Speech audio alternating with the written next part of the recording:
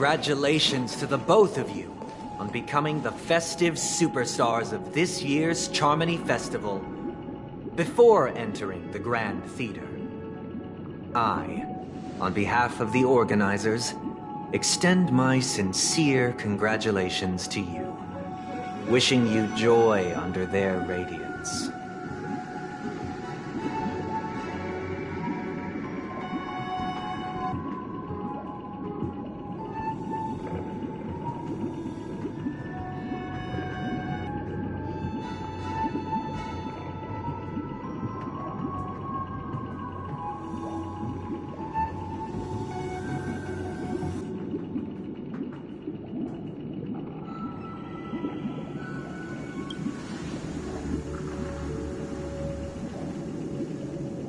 As previously promised, my sister, Mr. Yang, and I have met with the Dream Master. We delved into the truth about Penacony and its Stellaron, and have come to a consensus. Both I and the Oak family cannot acquiesce to your request. Just as expected. We acknowledge the perspective of you, Nameless. Penacony does require change, but not as you propose. The planet of festivities cannot and will not revert to a place characterized by chaos, disorder, or anarchy.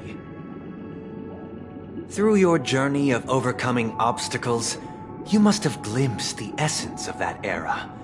The vulnerable ruthlessly eliminated, equality non-existent, common folk living precarious lives, eking out a dreary existence. Ultimately, only heroes like yourselves manage to achieve success.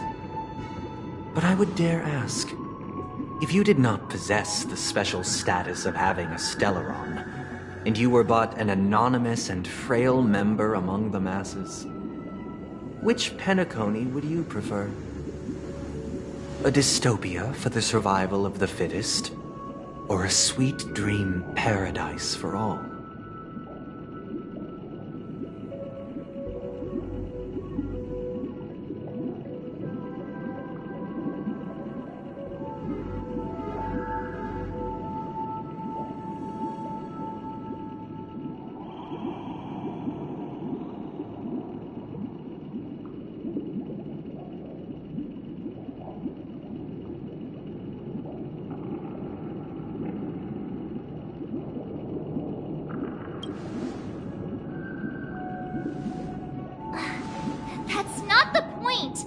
Don't let him mislead you! Mr. Sunday, Even if the members of the Oak family can't fully agree on what to do about the Stellaron, now's not exactly the time to be holding an extensive discourse about Penacony's past and future, is it? The Stellaron issue concerns the life and death of everyone on Penacony. If anyone has a better suggestion, the crew is more than willing to listen. Also, it'd be best to tell us the ins and outs of that meeting. This way, we'll at least know what Welt and Miss Robin are dealing with, and the reason why they failed to make our appointment. Ah, Navigator. That is precisely my intention. With all present, let's begin by discussing the details of that meeting. Let's talk about our tribulations and choices, our ideals and beliefs, and our final course of action. The only path to take.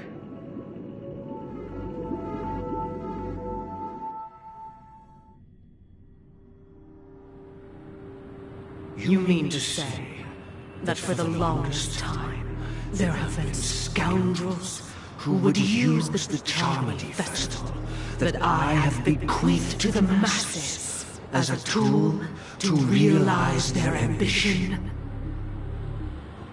Indeed, Dream Master. Once the Charmony Festival begins, the Stellaron's powers, along with the song, will be broadcast across the entire planet of Penacony. And then everyone in their dreams will be unable to awaken.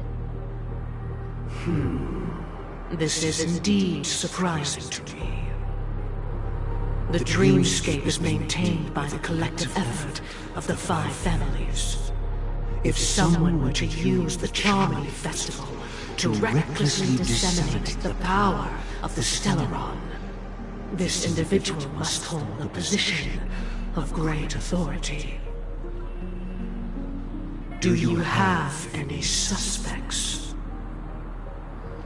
I'd like to ask, did you really not know of the Stellaron's existence? I would have never thought that this nameless would point the spear at me. Quite astonishing indeed. If I have offended, the Astral Express extends its sincere apologies. But the current circumstances are dire and leave no room for meticulous inquiry. We're doing this out of concern for the Dreamscape's safety. So, if you could, please alleviate our concerns. Dream Master, it's just to prove that the Charmony Festival has nothing to do with the Stellaron. If we're being overly cautious, I will return to the stage to offer tribute in song, just per the arrangement.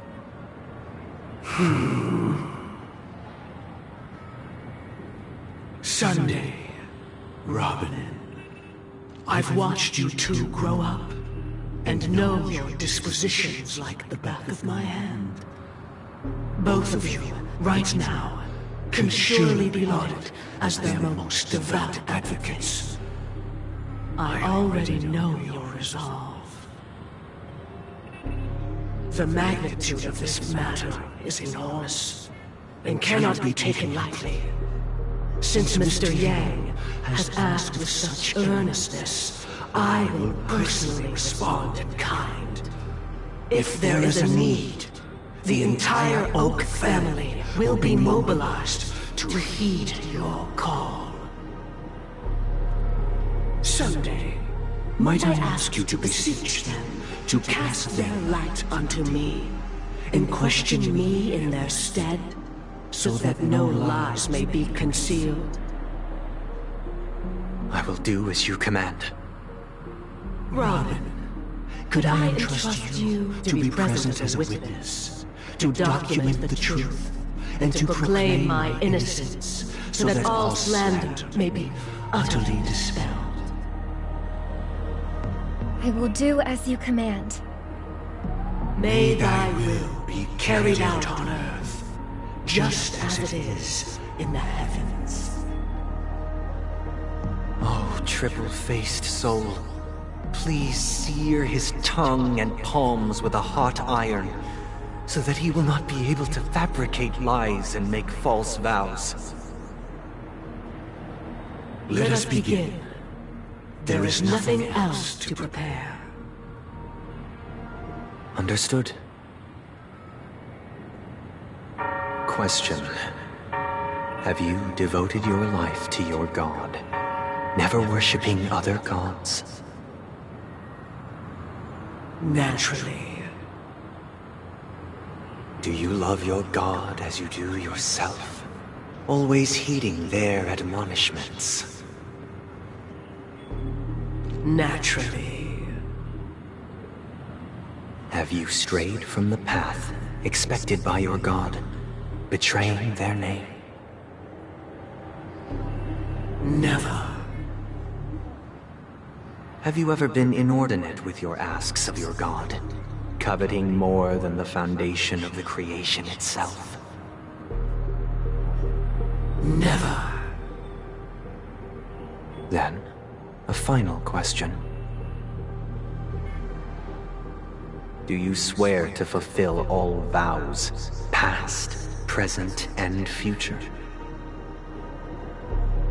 With the Eon as my witness, if I do not deliver on my words, or if I renege on my vows, may I be cursed in accordance with divine law. They have seen your faith, and have endorsed your faith. With this, it can be evidenced... Just a moment. What is it, Mr. Yang? I have another question I hope to have answered. To my understanding, the family's harmony and prosperity have never relied on so-called divine laws. The god you both mentioned, are they truly Shipe? Mr. Yang should know that those belonging to the family toil together as if they were kin, embracing solidarity and unity under their light. All duplicity is laid bare before the harmony. Such a delicate and complex symphony. Which other god could perfectly harmonize this, if not for the Great One, Shipe? Perfectly harmonize. Therein lies the problem. It isn't an outsider lurking in the shadows who changed the harmony, but a dissonance that has surreptitiously emerged from within this very symphony itself. In the distant past, there existed an Eon. With one flick of the wrist, they crafted the laws of the cosmos. Their followers formed the Beyond the Sky Choir, spreading solemn and reverent hymns throughout the universe. Later, they fell. The route traversed by this Eon clashed with the harmony, ultimately being absorbed and fused into it. The chorus that once reverberated across worlds fell silent, and when it echoed anew, it was transformed into the hymn of harmony. Though an Eon may perish, paths with no masters still linger. In the all-forgiving harmony, echoes of bygone dissonance may subtly arise. Mr. Yang, being overly astute can be a detriment, especially when you find yourself alone and without allies. So this is how it is. For the sake of our grand cause someday, please afford these two an opportunity to rest. What?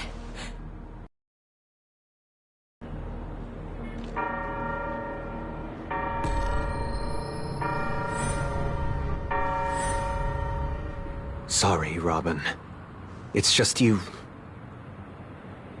I did not wish for you to know this. It's a pity that things have turned out this way. So, This is the true reason I can't sing. The shadow that envelops Penacony is actually... We were never children of the harmony. Our ideal paradise could not have been crafted by Xipe. True bliss can only be guaranteed by the one who transcends the many. Within the foundation of law, humanity establishes civilization, and through harmony, we obtain order.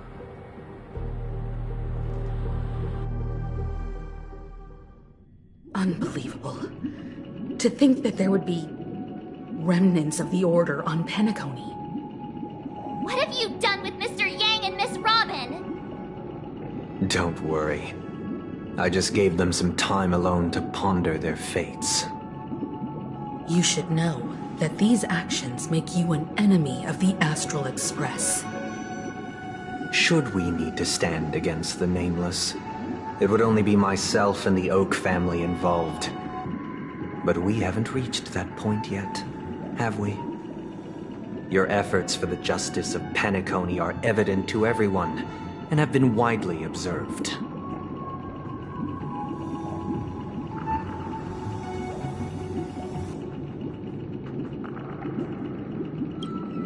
Smart kid. You're just as sharp as the other one. If it is the Order that drove you to imprison Welt and Robin, and you're using them to coerce our compliance, then there'll be no point in entertaining any type of discussion. You're mistaken, Miss Himiko. They are in very safe hands, and just as the family has always proclaimed, no one can be harmed in the dreamscape, least of all in the beautiful new world belonging to the Order. Penacony and the entire universe have witnessed far too much innocent bloodshed. The strong wield their blades against the weak, and the victors push the vanquished to the brink of life. Natural selection. The world abides by this principle, establishing the well-being of humanity atop the corpses of the downtrodden. Only we, or rather, I, possess the power to put an end to this farce. So you've decided to resurrect a dead Eon? No one's ever done such a thing. If Miss Himiko is interested, let's draw back the veil and speak candidly. I've always firmly believed that people can understand one another through peaceful means. I'm willing to divulge the unembellished truth as to the intentions of the Order's Pathstriders, so that you will make better judgment for the Astral Express, for Penacony, and for this stretch of the universe.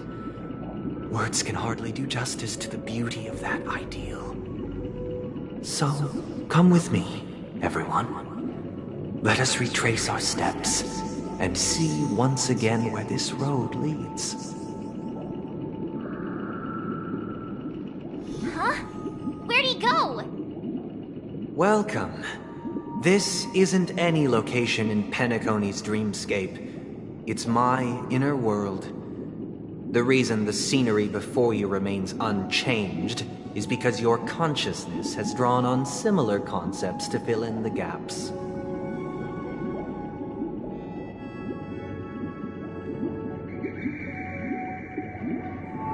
Did you do the same to Welt? It's a tuning process, stronger in effect and more draining on the mind. The gray-haired guest has experienced it before, so he should understand what it entails. Tuning allows you to intuitively grasp my feelings, which also means that I cannot hide anything from you. Now, everyone, please look at the huge screen. The road we once took begins here. From this point on, you will witness the numerous decisions I've faced. I've selected a portion of these to share with you. I believe after going through similar predicaments, you'll be able to better understand my thoughts. Let's begin. The first decision. A story about a baby bird. This story happened when Robin and I were very young. We were victims of the Stellaron disaster, and the family's Mr. Gopher Wood, who would later become the Dream Master of Penacony, saw that we siblings had no one to turn to and took us in. Later on, Robin and I lived a time with nary a care in the world. One day, after dinner, while my younger sister and I were lounging about in Mr. Gopher Wood's yard, we spotted a fledgling Charmony dove all on its own. That baby bird was tiny. It didn't even have all of its feathers, and it couldn't sing. When we found it, it was already on its last breath, having fallen into a shrub, probably abandoned by its parents. We decided to build a nest for it right there and then. However, thinking back, that winter was unusually cold, with fierce winds at night in the yard, not to mention the many poisonous bugs and wild beasts in the vicinity. It was clear that if we left the fledgling in the yard, it stood no chance of surviving until spring. So, I suggested we take it inside, place it on the shelf by the window, and asked the adults to fashion a cage for it. We decided that when it regained its strength enough to spread its wings, we would release it back into the wild. The tragic part, something that we'd never considered, was that this bird's fate had already been determined long before this moment. Its destiny was determined by our momentary whim. Now, I pass the power of choice to you all. Faced with this situation, what choice would you make? Stick to the original plan and build a nest with soft net where the Charmony dove fell. Or build a cage for it and feed it, giving it the utmost care from within the warmth of a home. I eagerly await your answer.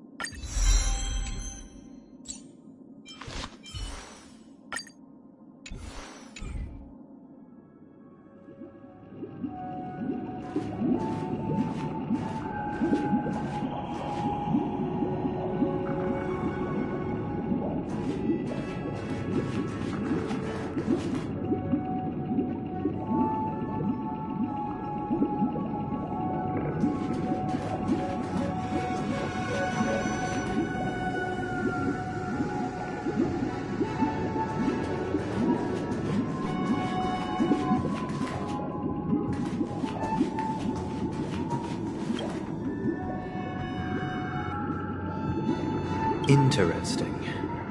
Since you've made up your mind, allow me to reveal what fate this choice will bring to the fledgling. From what I've observed, there are at least 3 predators in that yard that prey on small birds. The Vossicle scorpion, Asdana wolverine, and the Huntington winged snake. Even if they shy away from humans, these animals are still near apex predators in a fenced location like a yard. In such a location, only one fate awaits that little Charmony dove. A painful death. As for the choice you made, I am deeply sorry. Now, let us advance to the second decision. This time, it's the story of a dream chaser. This story happened when I was appointed as Bronze Melodia, a position exclusive to the Oak family, charged with listening to the problems and vexations of Dreamscape residents, and providing them with the relevant guidance.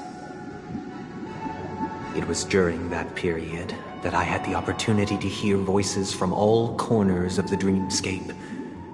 Joy, sorrow, arrogance, regret. The complex tapestry of human nature that formed the world. And I was fortunate to catch a glimpse of it. He was a dream chaser, and an illegal stowaway. Just like the rest of them, he came to Penacony in search of a better life. Except that, to most people, the price he paid,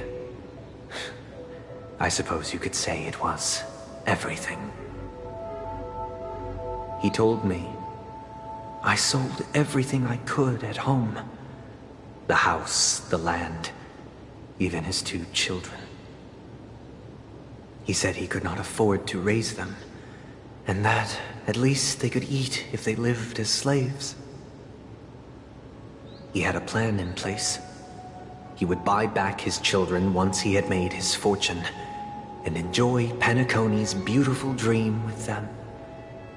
Alas, his plan to smuggle himself was somewhat clumsy, and he was sniffed out by those pig-headed hounds. After hearing the Dream Chaser's story, I immediately appealed to the Bloodhound family to cease their pursuit. That way, at least he could live peacefully. But I was still too naive to the ways of the world.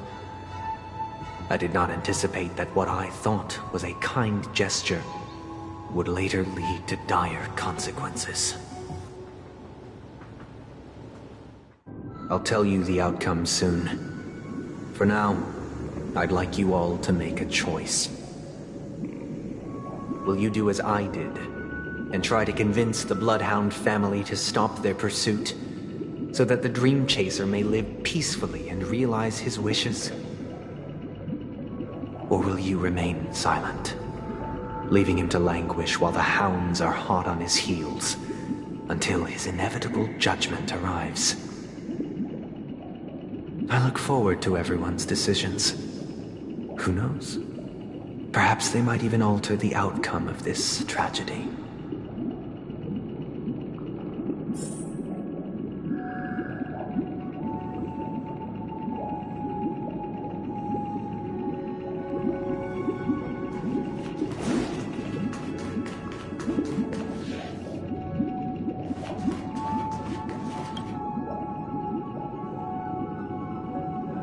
I'm honored to witness you arriving at the same decision.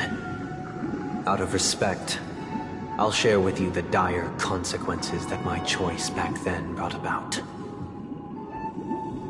First, the outcome. He attained major success. After avoiding capture, he ran a business for a few years, very quickly making a name for himself, elevating his status. He might not have become a tycoon like old Audie, but he was considered a character of excellent repute. Now then, did he realize the wish he set out to achieve? No. The last time I saw him was in the real world, where the hounds were going to permanently exile him, and I was the accompanying Bronze Melodia. The mission was simple. Listen to the criminal's repentance. He told me the reason he was in this predicament was because he conspired to usurp the head of the Alfalfa family. When I asked him about his 2 children, he instead responded with a question. What children?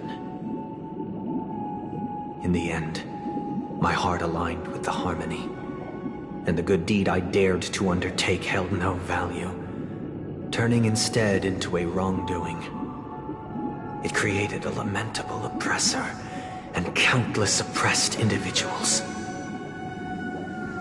As to your choice, I once again offer my heartfelt apologies. Next comes the third and final decision. And the story this time is my own.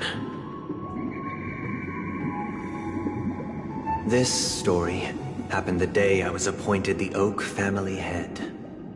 At that time, Mr. Gopherwood was the current Dream Master, and as per his wish, we had a private conversation. What surprised me was that the Dream Master had only come to deliver a letter to me. He let me read its contents, and it was a letter from my sister. The letter contained the usual pleasantries, anecdotes from her travels, nothing out of the ordinary. Just as I started wondering how this letter related to our discussion, the Dream Master began to speak. Do you know who wrote this letter? My sister, of course. But why would you personally visit me to hand me a letter from my sister containing mere trivialities? To help you grasp the full scope of this issue. Do you know where Robin is at this moment? From what the letter indicates, she must be in Caspelina 8, correct? She's touring there right now. Correct. Has she mentioned anything about a stray bullet? A stray bullet? What? A war has broken out on that planet. It is because of this very reason that Robin chose this destination. To spread the word of the Harmony, and to save the lives of that planet. She personally made for the front line. To ease the people's suffering with song, and was willing to brave mortal danger to deliver the IPC's medical supplies. Unfortunately, stray bullets show no such compassion. Is she all right? If the operation was successful, she should probably be recovering in the field hospital. By the eon above, the bullet struck her neck directly, yet possibly as a reward for her consistent deeds of harmony, it didn't hit any vital arteries. Once you've attended to your outstanding tasks, it'd be advisable to write her back as soon as possible. Those damned savages! I'll pack my bags right away. My gratitude for bringing this to my attention, Mr. Gopherwood.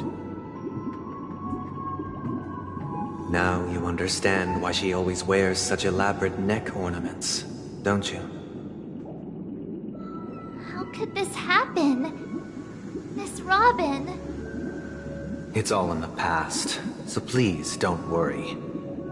I share this in the meager hope that you will understand the Harmony's limitations and predicament. As grandiose as the strong defending the weak sounds, many times, it is nothing more than wishful thinking. Likewise, I've prepared one last question, one last choice. But rest assured, this choice will not have any grave consequences. Because this is merely a figment of imagination, a nightmare that has haunted me through countless nights.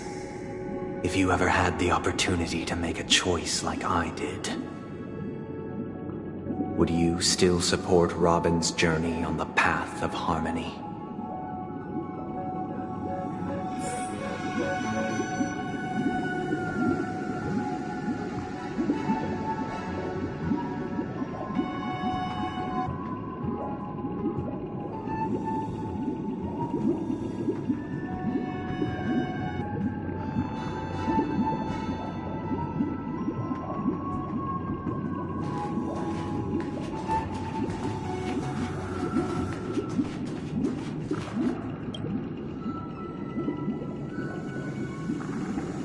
Miss Robin's courage is admirable.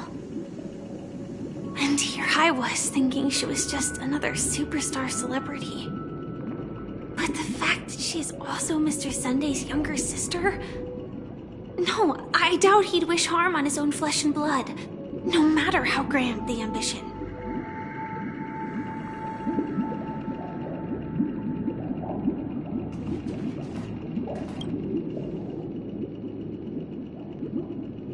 I often feel like I've dreamt of similar scenes on certain nights. In the dream, I see blurry faces. I don't know who they are, but I sympathize with all of them, fighting for survival against some unfathomable force. Their confusion and fear are lucid to me, but I also remember they chose never to give up. Just like Miss Robin. If Mr. Sunday's question leaves you puzzled, you should find the answer from your own experiences.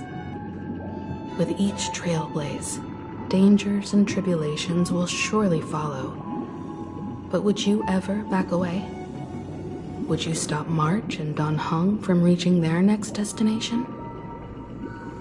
I believe you have an answer of your own in your heart.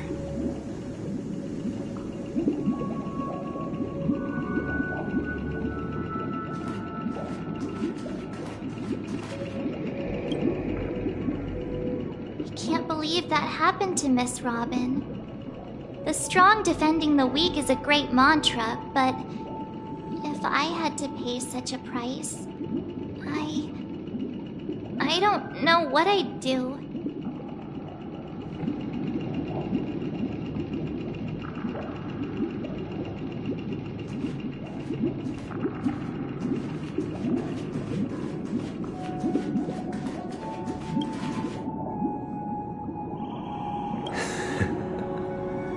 I see.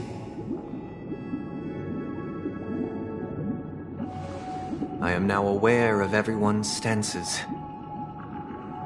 Raising these questions merely serves to illustrate one point. The plight of Penacony cannot be salvaged by the harmony. The true foundation for a sweet dream paradise can only be established through the order where the strong govern the weak.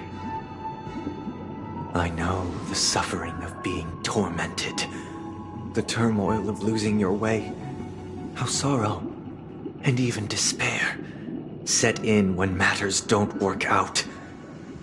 All of this causes me unending pain, because this is not what happiness is at all.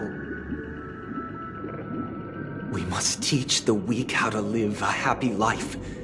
And this life isn't some noble propriety that the upper crust preaches, but in definitive terms, a way of survival that belongs to everyone.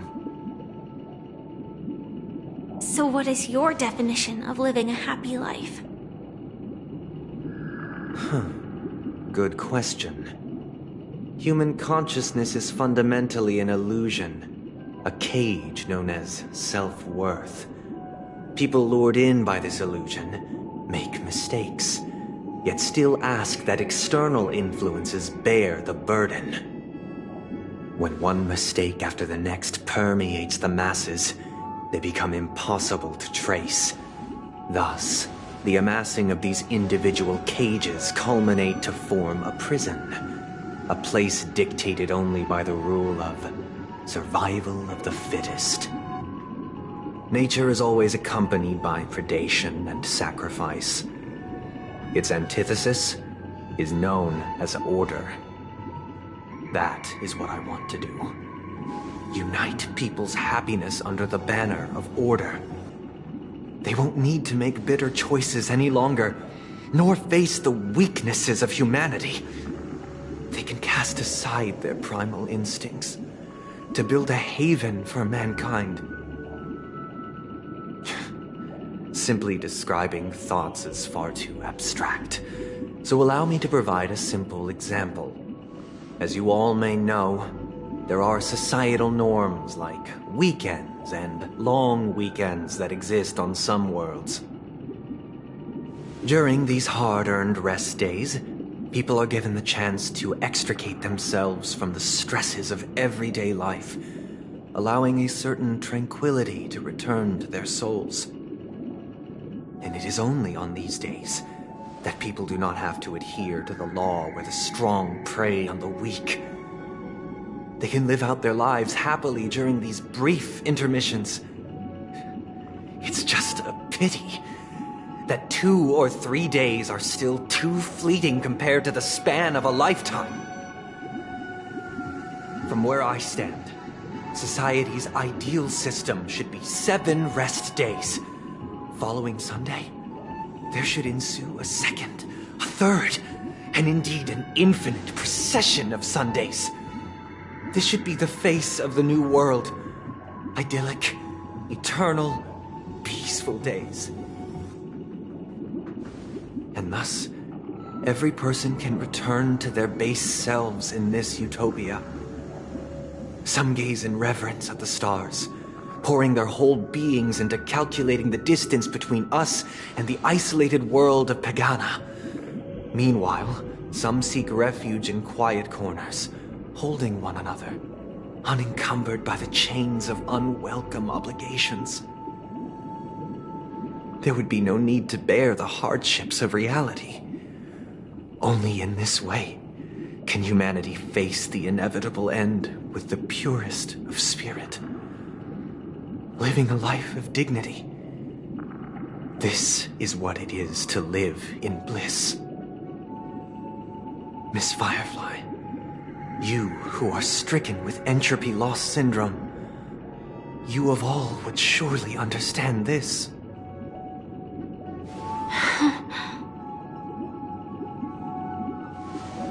It sounds like a flawless theory.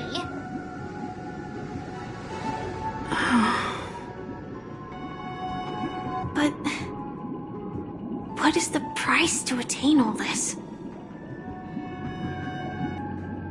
The cost is minute, merely a personal and eternal sacrifice. If this paradise is to be maintained for everyone, someone must remain trapped in solitary wakening until the end of the cosmos. Wakening. Which means that this so-called paradise is still a dream. Stepping into this paradise means forsaking reality, correct?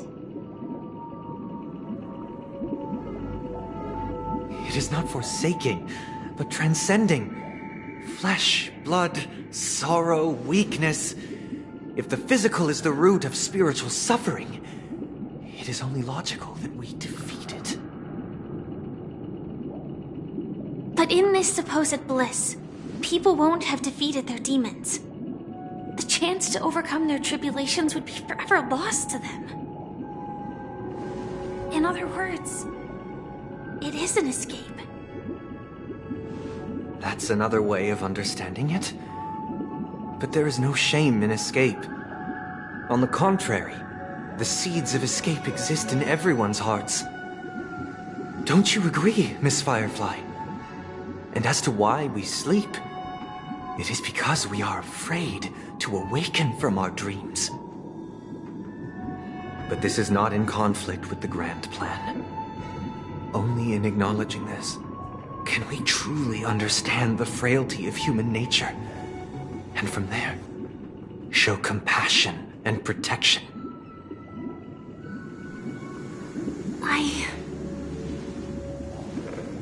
I admit that you are a born leader. Your perspective on humanity brims with pessimism. Yet you express compassion for all, even when your heart pities them. But unlike you, I live for the self. From my perspective, individuals making choices for themselves is their birthright. The want to escape may be innate in the weak. But whether they are weak or not, it is not up to another to decide. Perhaps in your mind, you also view me as weak?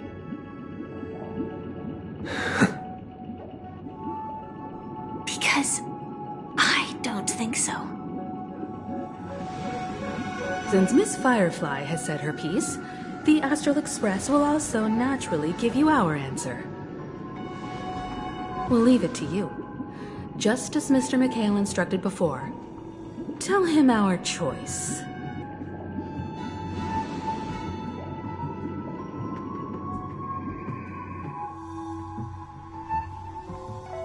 What is this place? Does this place ring any bells, Misha? I don't know, but I feel a sense of deja vu. What is this place? It's the realm within a dream bubble. This was left to the Astral Express by a nameless, but weirdly, when we entered it, it was completely empty. Dr. Edward from the Dreamscape sales store told me that dreams are formed from memories, and a dream bubble can't take shape if its core is empty. So I thought you might be able to help us in unraveling this mystery, Misha. As a hotel doorman, you know Penacony best among us. I don't know much about dream bubbles. I'm counting on you then. Himeko, I still don't get it. Why were you so sure that Misha had a connection with this dream bubble? I wasn't sure. It was just a hunch. Might be correct.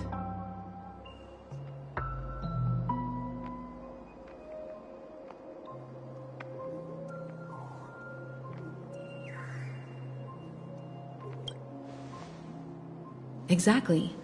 This is where you and Firefly encountered death, which we now know as dormancy. Considering its connection to Dreamflux Reef, it's not surprising it appeared here. The question now is, who brought you here? Based on the clues we have so far, it's unlikely to be that masked fool, so identifying them is crucial to us. We're drawing closer to the truth once more. Let's give Misha some time, as I believe he'll unveil the secret of this dream bubble. Alright, but there are doors all over the place.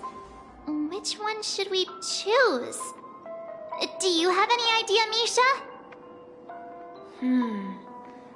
I guess... maybe this way?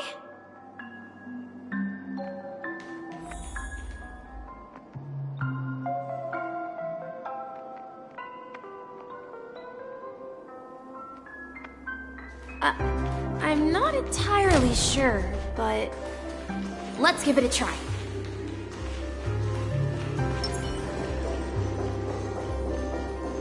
Wait, you managed to choose the right door? Weird. This place is quite different from the hotel. But I feel like I've been here before, and even lived here for a while.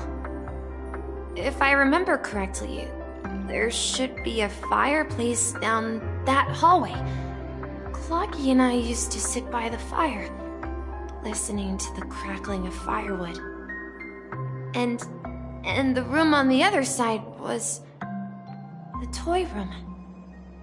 I loved spreading out all the toys from the box on the floor and making up stories for each of them. Hold on.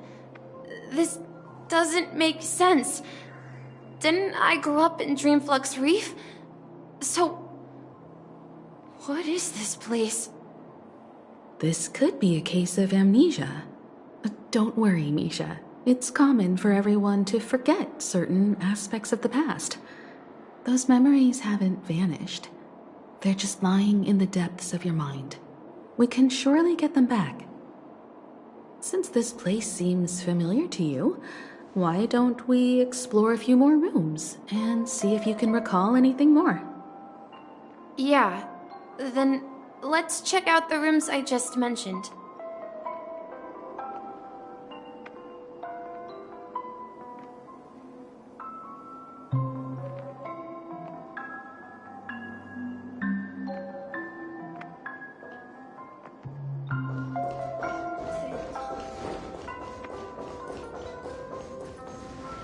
Mikhail, that's the name.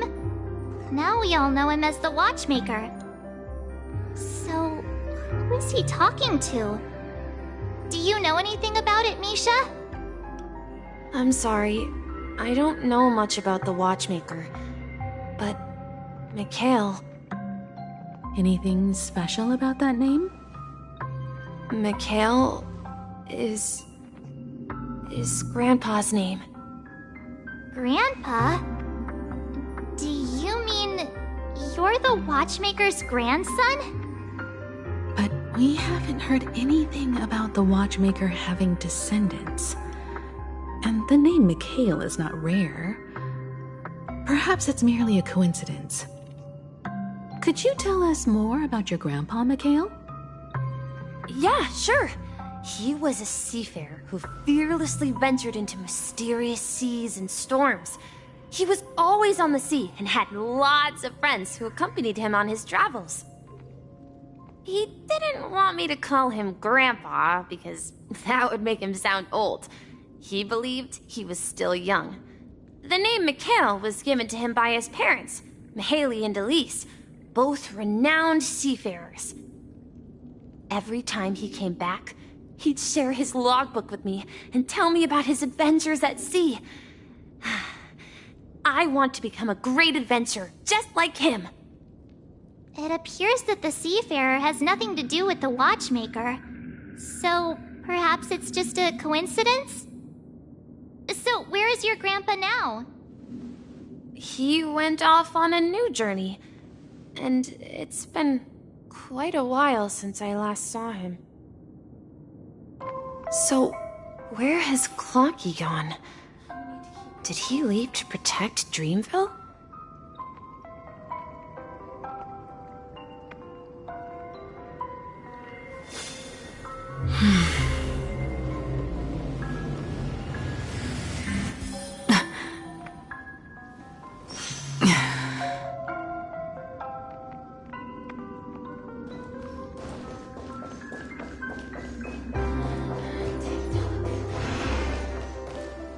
I heard some noises from the room. Origami Bird? That's a friend of mine. You and Origami Bird are friends? Yeah. It's a member of the Compass crew, just like Clocky and Miss Mirror. And there's more than just one Origami Bird. They are a big family with lots of brothers and sisters who look the same. They follow Miss Mirror's orders and handle all sorts of jobs on the ship. They're the best sailors. Sailors? Can Origami Birds be sailors? Could you tell us more about the Compass, Misha? The Compass is a ship bound for the New World. Clocky and his partners travel through layers of fog to the depths of the sea. Whenever there is danger, Clocky will use a compass and guide the ship in the right direction. That's a great story. But in the Penacony cartoon, Clocky and his partners have always lived in Dreamville and never ventured out, right? Huh? Oh, that does seem to be the case. Weird. I clearly remember Clocky arrived in the New World in the end. Perhaps Clocky has a hidden past. I think I hear the sound of water. You once mentioned there's a magnificent fountain up ahead.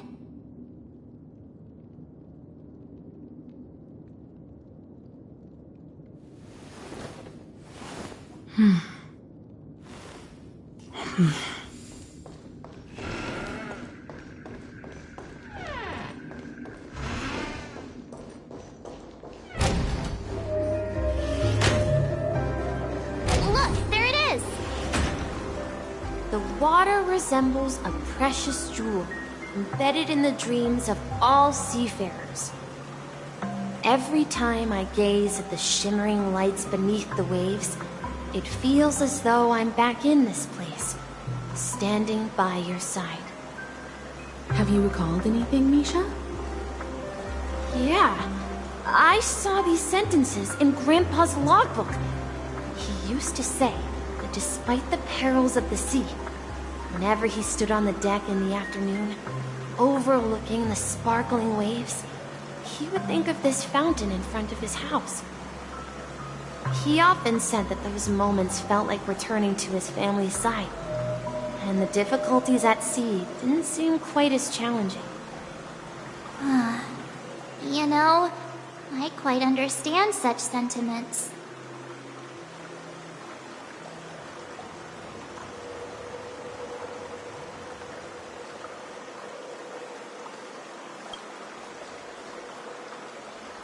Hey, don't tease! I was just being a bit sentimental. Perhaps every adventurer far from home carries a fountain within their soul.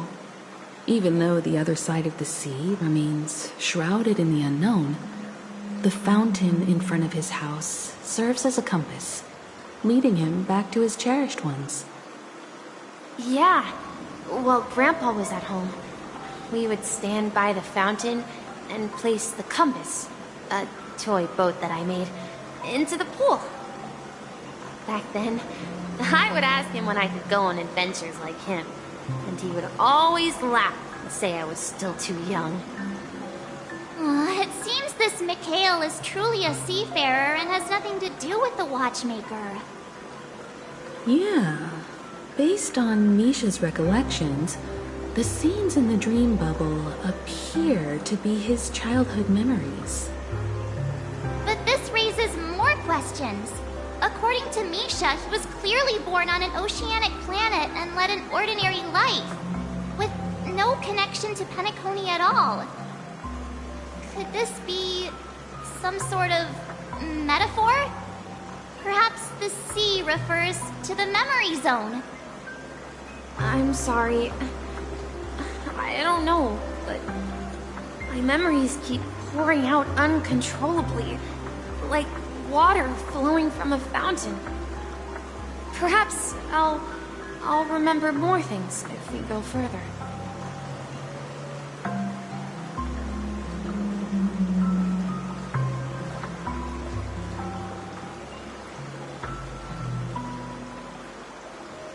I wish to share your burden. We're going to the opposite side, right? No, we should turn left here. Huh? Something feels different about this place. Up ahead is Grandpa's study. It was in that room. The atmosphere in this room feels totally different. Misha! You finally come! Clocky, you're here! Yeah. This is the room where we first met each other. Are those books on the bookshelf logbooks left behind by that seafarer? Yeah. Whenever he came back, he placed a logbook on the bookshelf in his room. They contain records of his expeditions to every corner of the world. He described our world as a fountain. At some point, the sea started to gradually swallow up the land where people lived. To ensure that everyone had land to settle on, he had to continue exploring the sea and search for the source of the rising seawater. On that day, he called me to his study, telling me that he was embarking on another journey. However, I could sense the gravity in his expression. It was the same look I had seen on my father's face before his final voyage. I asked him if I could go with him, but he said that my adventure lay elsewhere and told me to stay home and patiently await a certain sound at the door. What sound? He told me about a vast ocean in the sky. An ocean of stars. He spoke of a train that transports children with a desire to venture far away, traversing the sea of stars without ever stopping. He said that he knew the crew on the train, and that he had asked them to take me along. He said the journey I had always dreamed of would start there. A train? Could it be?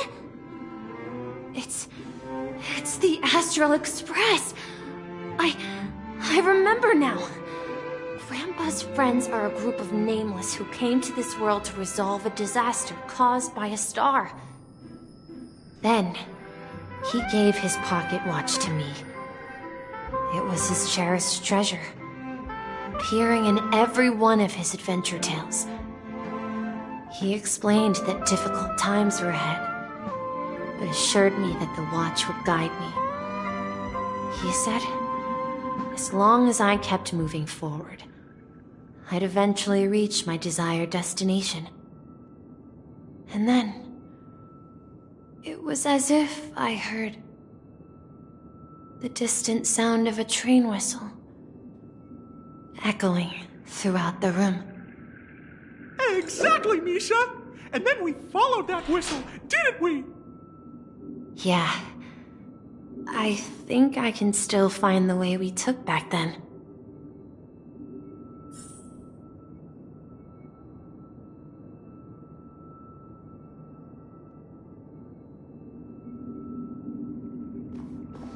This is the dream jigsaw, right? So we're supposed to find the exit. But where can we find the last piece?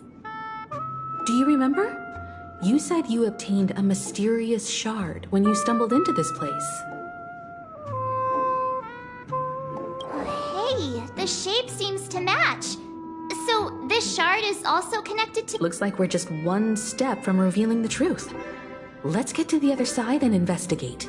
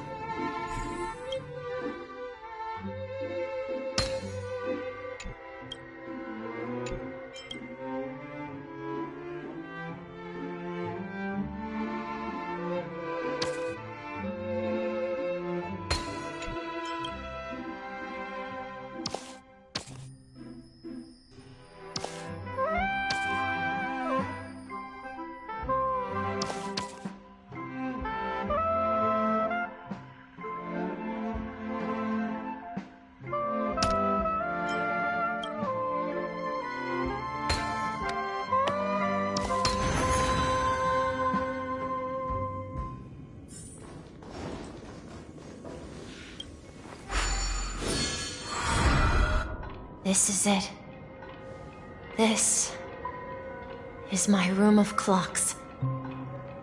While I spent my time waiting for Grandpa to return from his voyage, Walter gave me this workshop, and it became my secret base. Here, I learned how to repair clockwork and gears, out of my fondness for precision mechanics. In my dreams, I was the captain of the compass, embarking on adventures with my companions, Clocky and Miss Mirror, in search of the new world. I was born. Is your childhood home? Yes, but not exactly. To be more precise, this dream bubble itself is my home. Looks like you've remembered everything now. Wait. Why does it feel like everyone else knows something I don't? March, do you remember when he mentioned a clocky that only he could see? Yeah, the little guy here, right? But we all saw him in Dreamflux Reef, right? And Mr. Yang even greeted him. Looks like everyone on the Astral Express has a childlike spirit. The answer lies in the Astral Express. His experience shows that neither Firefly nor Acheron can see this Clocky.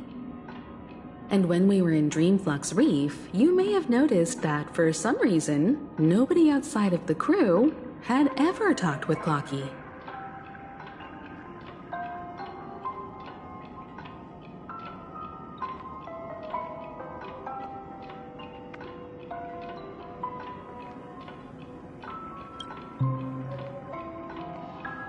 A mimetic life that can only be seen by a select few. It's just like a hidden message left by someone for the nameless. But Misha can see Clocky too, right? They even grew up together. But Misha hasn't started the way of the Trailblaze yet. That's the key to the mystery, March. Now take a moment to recall. Have you ever seen anyone outside of the crew interact with Misha? Wait. No way! That's the answer, March 7th. This dream bubble is the place where I was born. And I'm a dweller in this dream. Just like a memory zone meme. I should have stayed here and waited for you. But when reality and memories merged, I unconsciously pushed open that door and left the bubble with Clocky. So it's not that the Watchmaker's dream bubble is empty, but rather the stuff inside ran away? And the whistle you heard was the sound of the Express arriving at Penacony? That's one way to see it, but I believe there's a longer story behind all this. It's best for Misha himself to explain all the details. How about we start with your name? Now, should we call you Misha, or...? Thank you all for helping me rediscover my true self. Now, please allow me to reintroduce myself. I was born on Lushaka, in the Presmere system, adopted by seafarers Mikhail and Char. They gave me a treasure, a name that carried their hopes. Mikhail Char Legwork, or simply, Misha. If you prefer, you can call me by a more familiar name, the Watchmaker. So, you're the Watchmaker himself?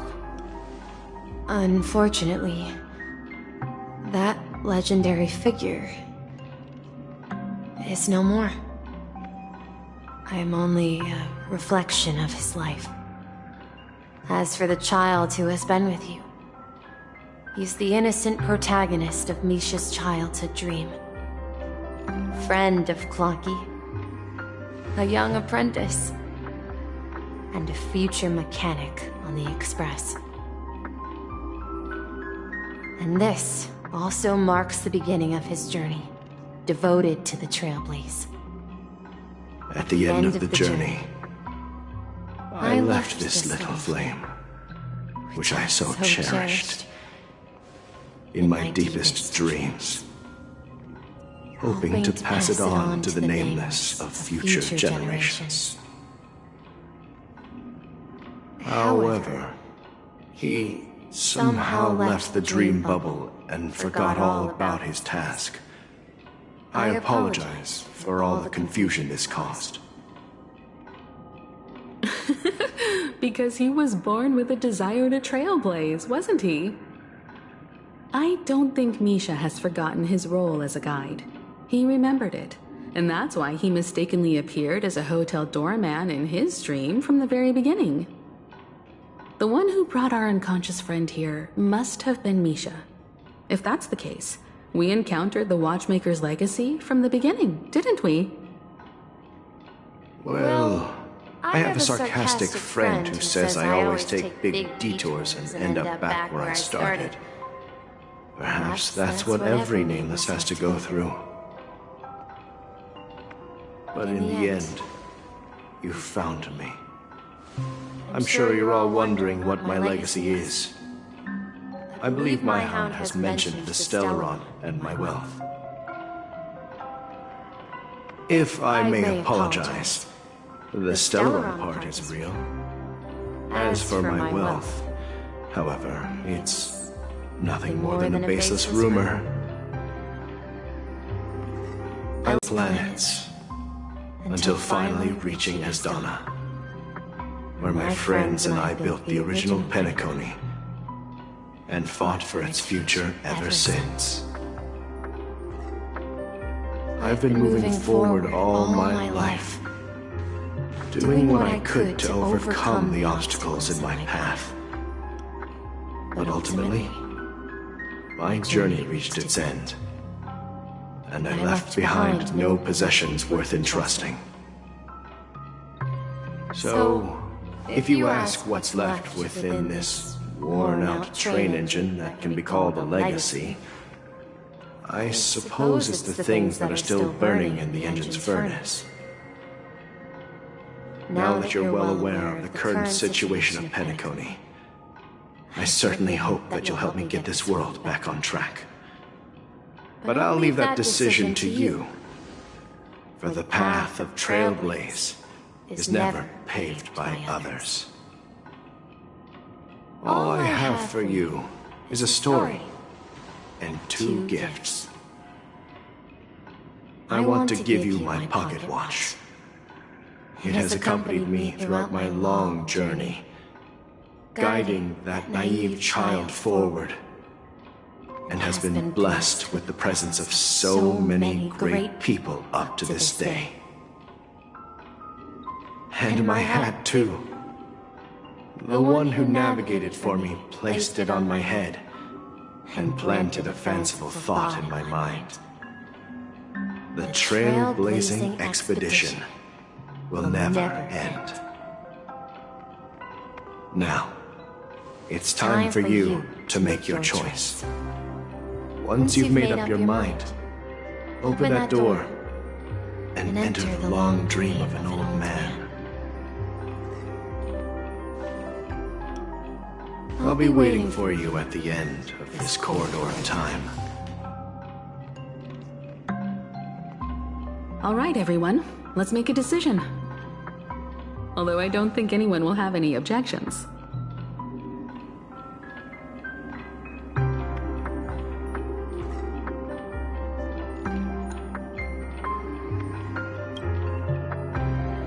Of course. We've come this far. Surely there's no other option than moving forward. In that case, it's unanimous. Then let's proceed together to the end of this stream and tell Mikhail our decision.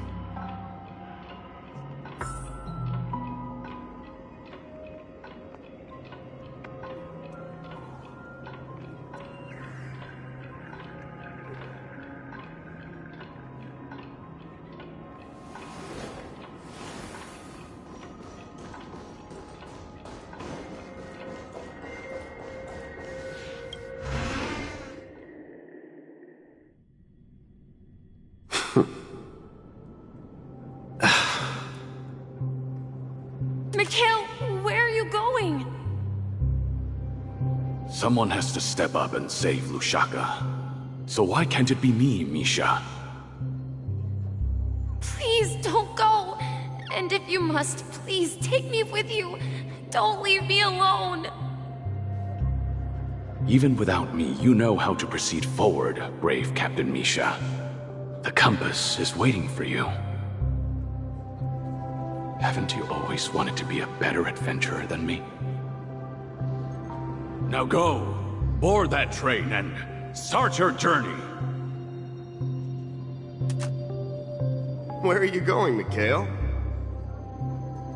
I'm going to clean the floor in the parlor car. I've promised the conductor. Wait, first tell me, did you fix this watch? Yeah? I know what it looked like before. Its chain was broken, the back case torn, and the marks on the dial all worn out. How did you manage to fix it? Well, it's hard to explain, but I knew it could be fixed. It's the hands, Mr. Amundsen. Its hands were intact and pointing in the right direction, so I knew there would be a way to fix the rest. I see. You'll work with me from now on. Haven't you always wanted to tinker with this train? You're its mechanic now. As for the conductor, I'll do the talking. But I only know how to fix watches. Don't worry. You've got what it takes. I'll teach you what you need to know. Where are you going, legwork? It's time to head to our next stop.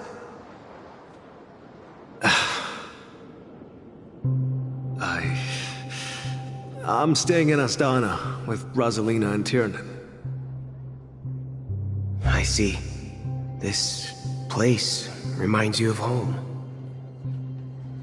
The people of Astana have only achieved a tiny victory, and still have a long way to go towards true freedom. Hanunu needs us. Don't worry, not all journeys lead to the stars.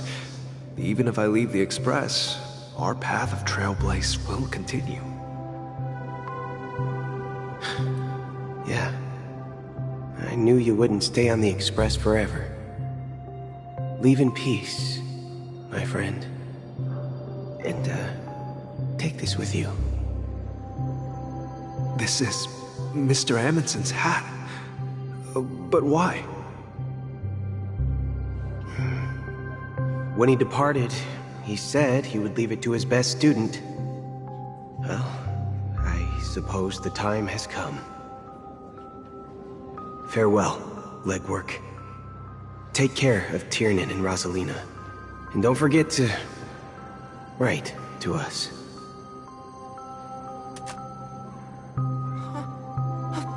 Where are you going, Watchmaker? Don't worry, Micah. Just going on a little trip. Someone has to be at the forefront of the interstellar frontier, and I'm the only former Nameless in Penacony. So why can't it be me? Because you're all we have! Have you forgotten about Tiernan? The cosmos is way more dangerous now. What will happen to Penacony if we lose you too? But what will happen to Penacony if we don't find a way out? Ah, Tiernan. How could I ever forget him? I've spent countless sleepless nights asking myself why I didn't go with him back then.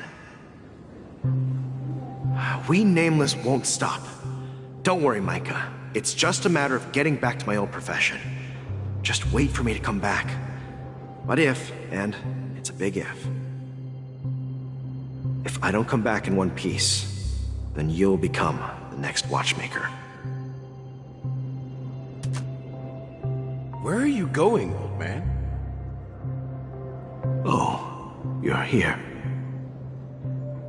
Answer my question. What are you up to? Relax, Gallagher. I just came up with a great idea. Wanna hear it? Oh, come on! Aren't all your ideas just ways to get yourself killed? I may be blunt here, but you're the last remaining hero in Penacony. If you die too, the secret of the Stellaron will go to the grave with you. Yes, I'm afraid there's no way out in Penacony, so I'll have to consider alternatives beyond Astana. We'll organize a festival using the Watchmaker's legacy as a facade, and send invitations to the entire cosmos to gather people here. So, a desperate struggle against the family? Desperate? Don't we have you here, my friend? This task is challenging, but what hasn't been challenging for us along the way? Well, whatever you do, remember, make sure to send an invitation to the Astral Express. Misha! Where are you going? Oh, it's you, Clocky. Take me to Dreamflux Reef. Last night, I had a long dream about the day we met. I want to write down that dream. Write it down? Why? Oh, so I won't forget it. Do you remember how you got your name, Clocky? Of course! You told me that when you were a kid, you lived in a room full of clocks. Those wall clocks and pocket watches grew up with you and were your best friends. Yes, but what I didn't mention was there's a funny misunderstanding behind it. I was a kid, and there was always a special pocket watch in my memories. It was with my grandpa, guiding him on his sea voyages and leading the way in his every adventure story. I wanted to have a pocket watch like that too. And that's when you appeared in my dreams. Yeah. Every night, we boarded the compass and set sail together. But you know what? It wasn't until the day my grandpa gave it to me that I realized it wasn't a pocket watch at all. It was a compass. So, your name should have been Compassy. And the watchmaker is just a nameless.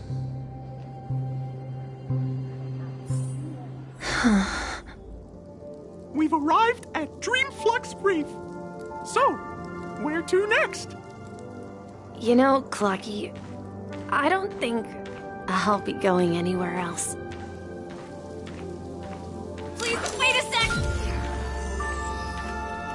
Yeah!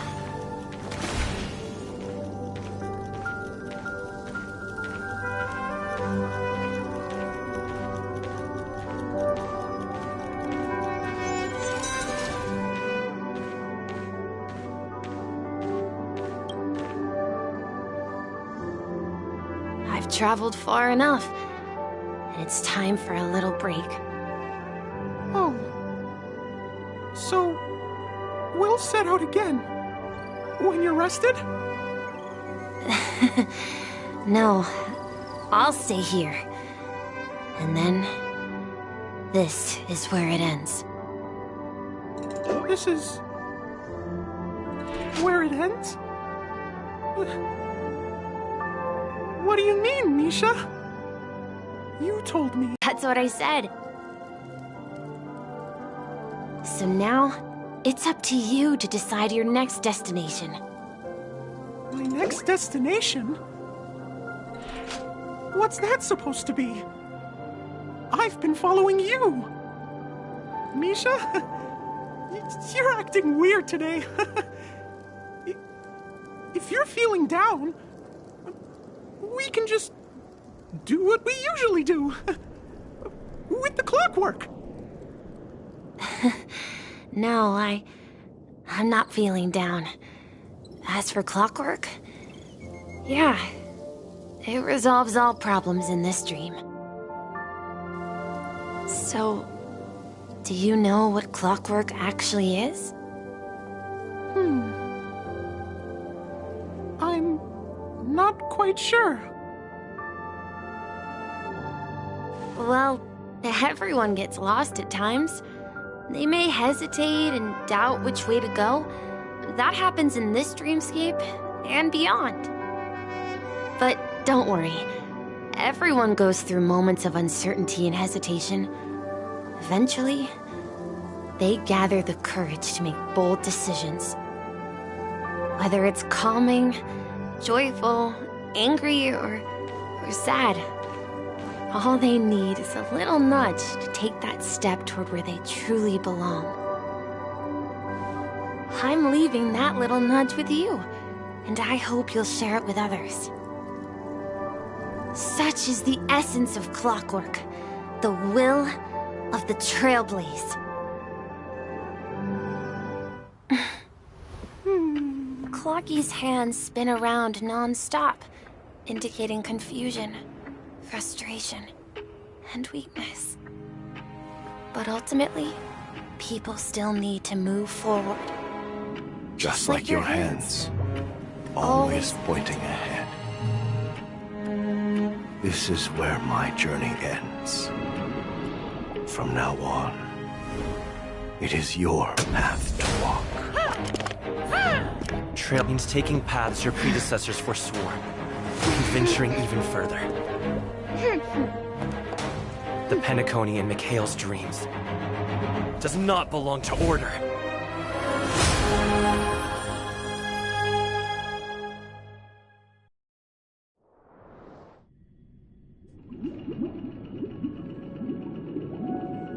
I can't believe that Eon would cast a glance at Penacony at a time like this. Is it because of the resonance from the legacy of the Trailblaze? Or perhaps the bond between you is so strong that it even impresses an Eon? Well, there might be another possibility. Perhaps they want to witness, on behalf of the fallen Eons, who will hold the future of Penacony. If that's the case, on behalf of the Dream Master of Penacony and the 107,336 members of the Oak family, I'm extending a formal invitation to all of you. I'm cordially inviting you all to the Penacony Grand Theater to participate in the upcoming Charmony Festival. And, of course, you won't be in the audience, but on center stage. Since the future of the Stellaron, Penacony, and even the entire cosmos is at stake, let's draw a conclusion there, in all fairness. If you truly believe in Akavili's path, then show me their courage and determination.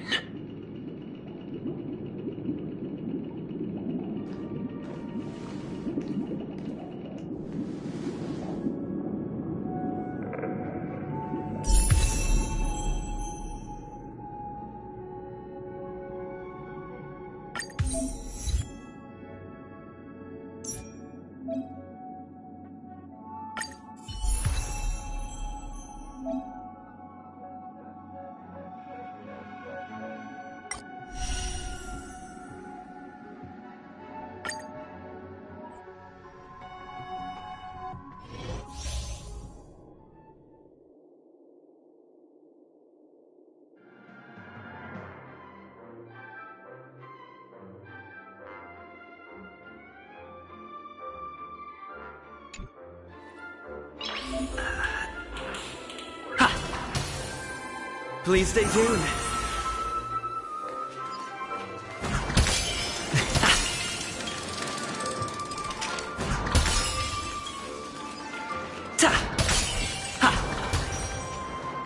We need a strategy. Please stay tuned. Please stay tuned. Let's improvise. It's time. Take your positions. Enemy targets detected. The mood is set just right. Let the show begin!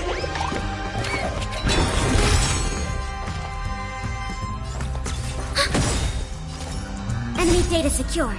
Net markers activated. Time for a good old counterattack. Step up, let's see ya! By the order of the 10th, execute the Marastruck! knowing him. Indulge yourselves! Dreams do come true.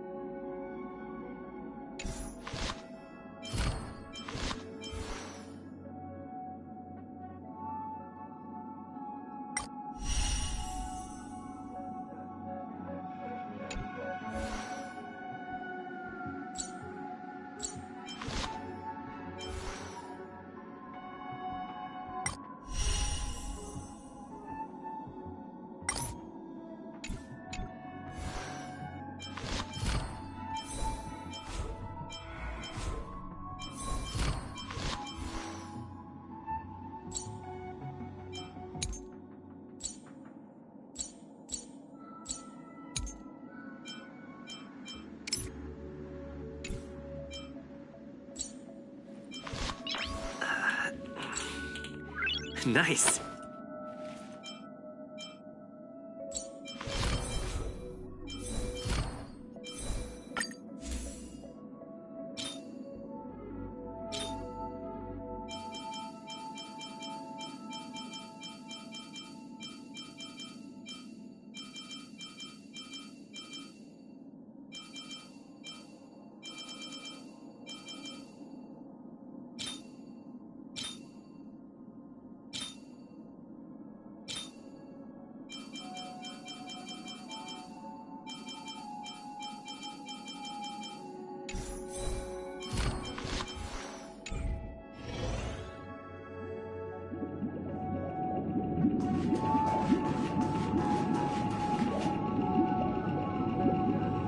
Does that mean he wants to fight us during the Charmony Festival?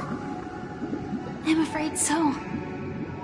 This is weird. Aren't Arc villains usually plotting some dirty conspiracy in the end? But he actually said something like, "In all fairness." Could it be that he's underestimating us? Well, in my opinion, Sunday is deeply committed to his own philosophy and genuinely wants to prove that the Order is right. I sensed a strong conviction and a desire for dominance in him.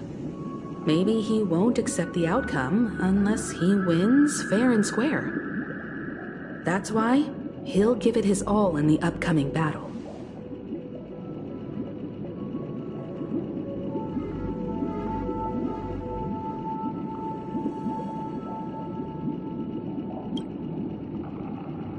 Yeah, you're right. We've even dealt with a Lord Ravager of the Destruction, so a follower of the Order won't be a big deal. Anyway, we can't leave the Stellaron unchecked. This is about trailblazing a bright future for Penacony, and fulfilling Mikhail's and his predecessors' long-cherished wishes. Now that we've taken up the mantle, we can't afford to fail them. However, the same applies to the Order. Their plan didn't materialize overnight, and they have the profound collective consciousness of the planet of festivities behind them.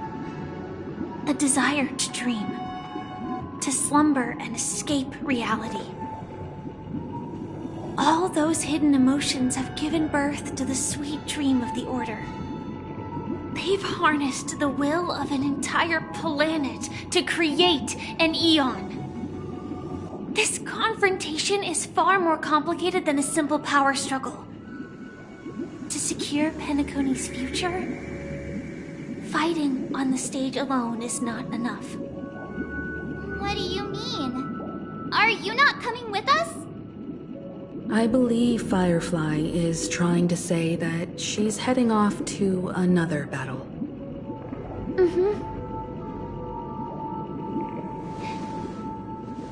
Before I left, the Destiny Slave told me that this journey would bring unforgettable rewards.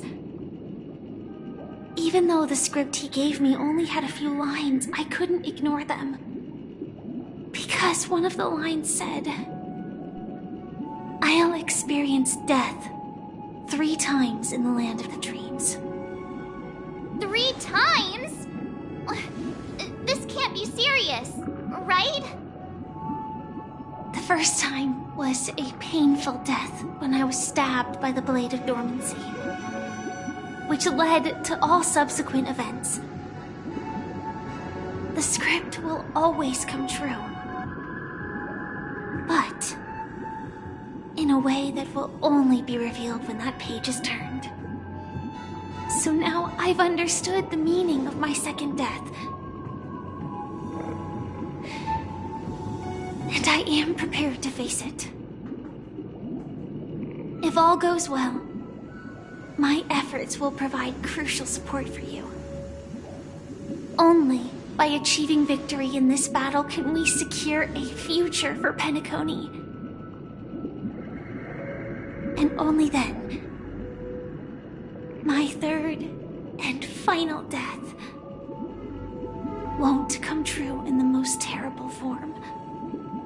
The most terrible form? Does that mean... The true death, where everyone in Penacony loses themselves completely in the eternal sweet dream of the Order.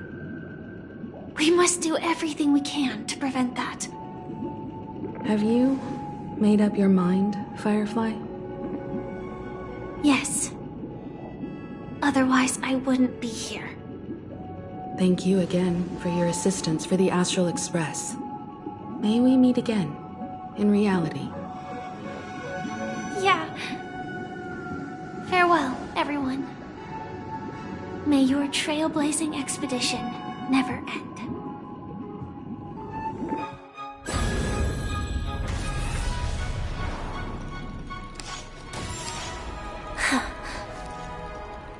I dreamed of a scorched earth. Everyone, are you ready? A new shoot sprouted from the earth. It bloomed in the morning sun and whispered to me. Like fireflies to a flame, my biggest death. May we meet again in reality.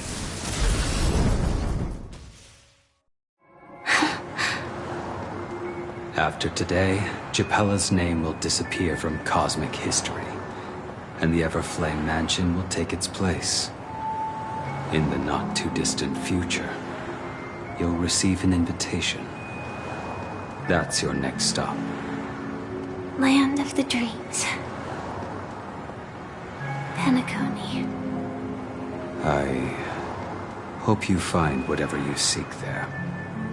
Be it answers or salvation. You mean my 3 deaths? Silverwolf told me about it. It's such a shame that it's not part of my script. Well, to live. I'm never afraid of death. The opposite of death is eternal life, and that's something I'll never desire. People die, and I am no exception. Death is like a script, a fate that cannot be defied. But that's exactly why we have to choose where we want to rest forever. Do you exist just to perish? Are you not the same, Blade? The end you desire is not one dictated by others. If I were to die now, I would only be a weapon. I believe I should die as a human. Though its definition escapes me, isn't this the answer that ordinary people look for their whole lives? A name that can be carved onto their tombstone. The tombstone that belongs to me once bore the inscription, Glamoth's Iron Cavalry. Then it changed to Stellaron Hunter. But one day, it will bear the name Firefly. And all the brilliance she showed at the end of her life.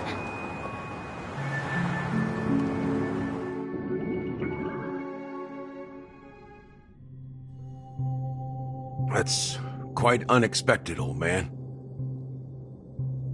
Who would have thought your crazy plan would actually work? Do all you nameless fools just act on a whim? I can sense that this false sweet dream is coming to an end. The nameless may be young, but they had the ability to achieve this goal. Just like you did in your time. It's a shame you won't be able to see it firsthand. Maybe I won't either. Once something fictional is seen through, it ceases to exist. Yeah, not just those nameless. Even Mr. Wings is just like you. Stubborn, won't listen or give up, no matter what. Well, fate is unpredictable, I guess. If we weren't bound by those cursed paths, maybe we could have had some good talks. But in the end, we managed to do it. And now we can find solace. Remember how those idiots cursed us? They said, "Go to hell, you worthless traitors!"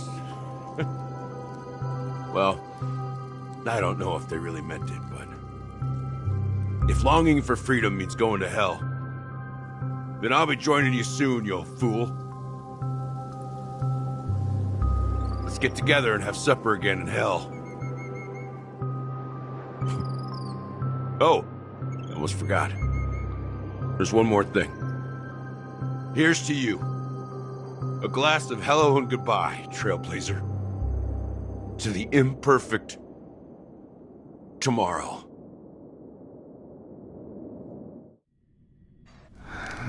It's warm here, isn't it? You're lucky to have found shelter from the rain. Let alone fresh berries in this desolate place. I was just following the scent of life. It's particularly strong in a place like this. It's a shame these berries don't have much flavor. Seriously? In case you didn't know, this fruit is pretty juicy. The only downside is that when you chew it,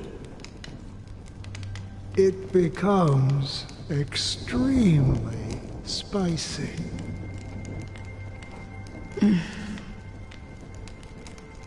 Have you lost your sense of taste? I can still taste certain things, faint sweetness. Before coming here, I stopped by a place called Orkron. It had barren cliffs and nights lit by bonfires. Burgundy snow would fall from the sky, and when it landed on my tongue, it tasted like raspberries. The flavor wasn't exactly sweet, but it left a lasting impression. When I think back on my past, I realize that what's tying everything together isn't the big events, but rather these small yet unforgettable moments. Don't worry about it. Losing oneself is a reality that every self-annihilator must face. At least I haven't completely lost my senses and memories yet. Well, congratulations on adding another footnote to your journey. By the way, are you always alone? No, I had a companion in Orkron. She's a short, nameless girl who aspired to explore IX. She always said she'd walk a path deeper and farther than Akavilis. Quite an ambition for such a small girl. So, what happened? She became stagnant water. Well, my condolences. Condolences. I don't need them. The girl left with a smile. She never regretted her choice and most definitely wanted me to say goodbye with a smile. So, that's what I did. That's proof that you're grieving for her. Or perhaps I'm just afraid. Afraid? I rarely sense that emotion from you. What do you fear? I'm afraid I'll forget the 30 days I spent with her, just like all the other days in my life. Most of them have already washed away with the rain, disappearing into an unseen realm. I fear that those vivid red memories will fade away too. There isn't much color left, and besides this faint, warm red, there's almost nothing. Hard to imagine. A ranger accustomed to bloodshed, destruction, and chaos finding warmth in the red color. Because I have experienced this warmth many times. Long ago, I promised someone that I'd bring it to more people. And that for every remaining moment of my life, I'd strive for a better ending for all. As long as this red color still lingers, I have a chance to fulfill that promise. It represents a burning fire, blooming flower, the berries in this cave, and life itself, fleeting yet still dazzling. In the end, it will lead me beyond the horizon of existence. And on the other side, I will cut off nihility. The one blessed by the sleeping and shapeless is considering how to kill them. That's truly pure nihility. But you're right about one thing.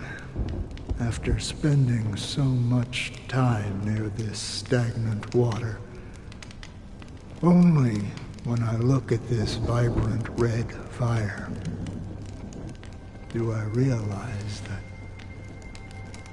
I'm still alive. When will this rain ever stop? Perhaps when the sorrows of the departed have finally quieted down, the sky will clear up.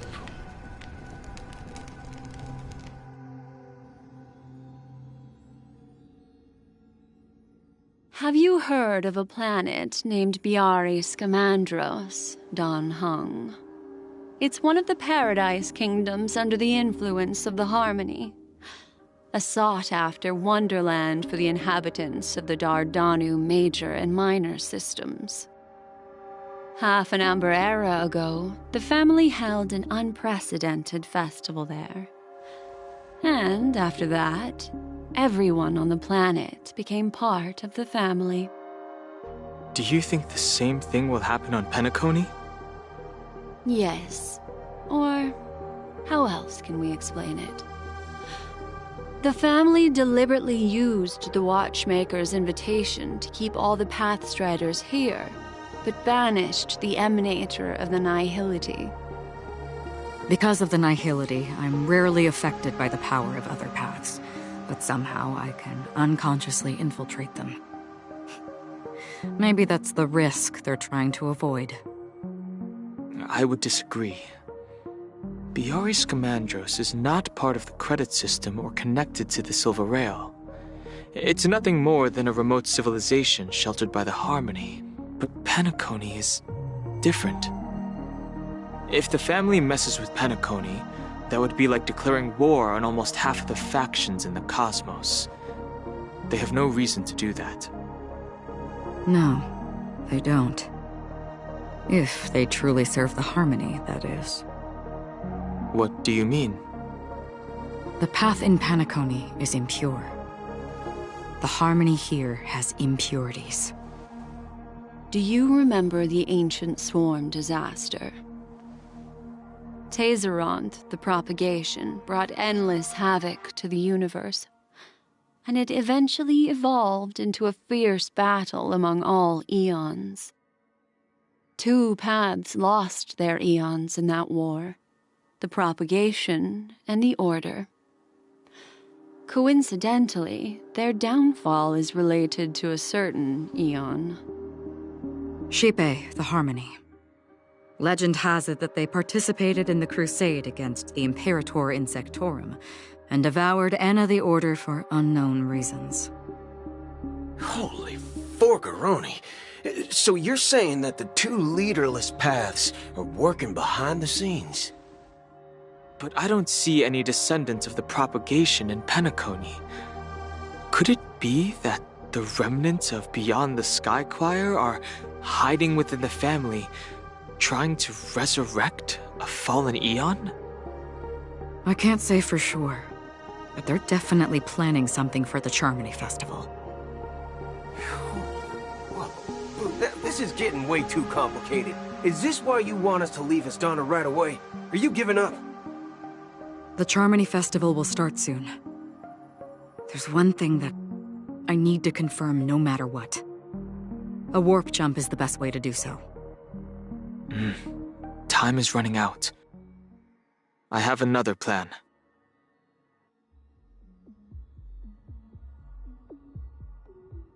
Hold on. Are you thinking of using the Jade Abacus of Allying Oath? Exactly. The assistance from the Lawful Cloud Knights would be enough. Think it over carefully. You can only use that once in your lifetime. I have considered it thoroughly. My companions are... they're also once-in-a-lifetime treasures.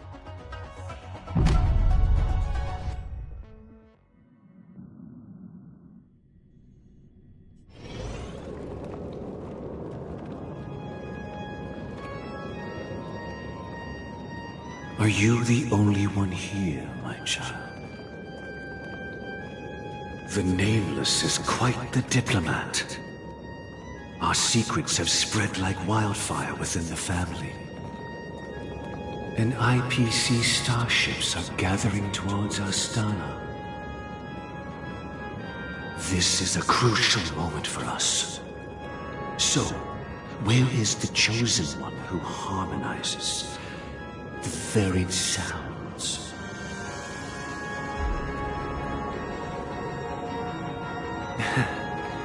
What do you mean, Master? I'm right here in front of you, aren't I? You know, she was supposed to be the star of the Charmony Festival in our plan.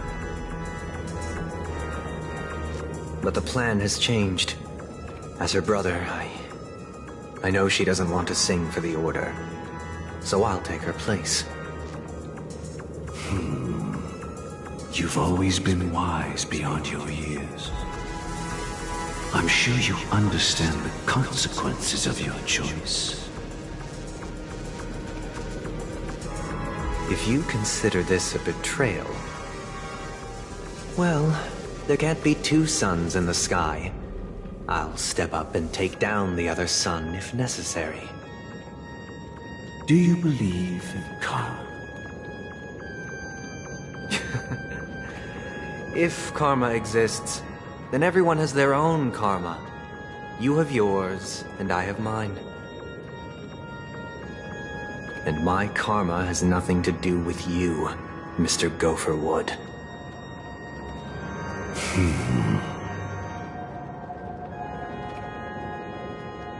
All right.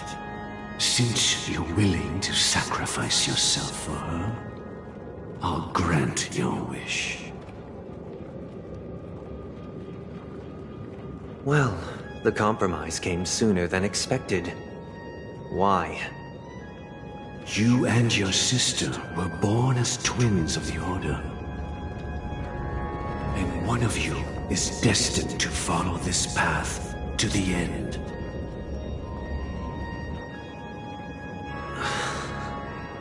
Is this part of your plan?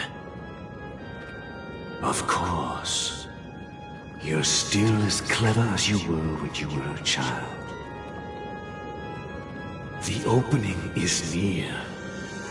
Go, my child. Seize the power of the harmony and reveal your karma. I have one final question, Master. Why did you choose to bring the Order to Penacony? Wouldn't it have been better to choose a desperate world instead of a city filled with hope and dreams? Why? Hearts will make the same mistake as the Harmony did. So, it's not you who manipulates the dreamscape with the Stellaron, but... Well, that's where our conversation ends. Go ahead. The 107,336 souls of the Oak family have dreamed of this moment too many times.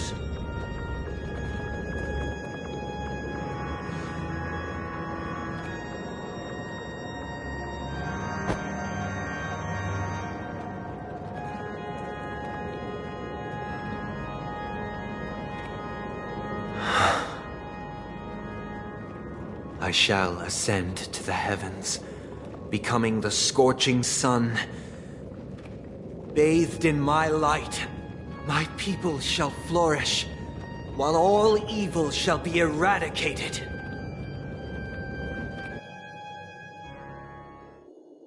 This is the interior of the Penacony Grand Theater. It's quite exhilarating to be flushed into the air by Soulglad. But why is the venue still closed when the Charmony Festival is about to start? And not only that, the entire theater is eerily quiet.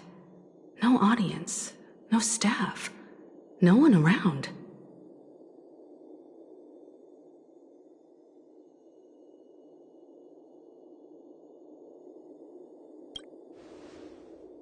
Even if we're late, a grand theater like this shouldn't be completely empty. Let's explore around. Be careful, everyone.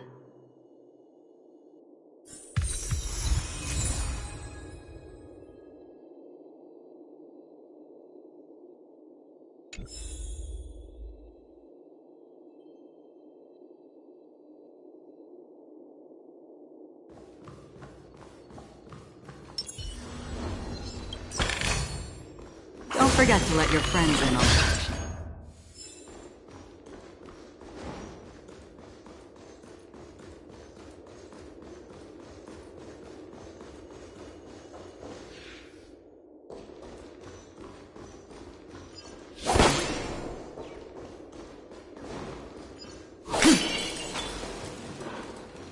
gosh, the atmosphere here is so creepy and unsettling. Even if there's no audience yet, there should be some staff around. Why is it so silent?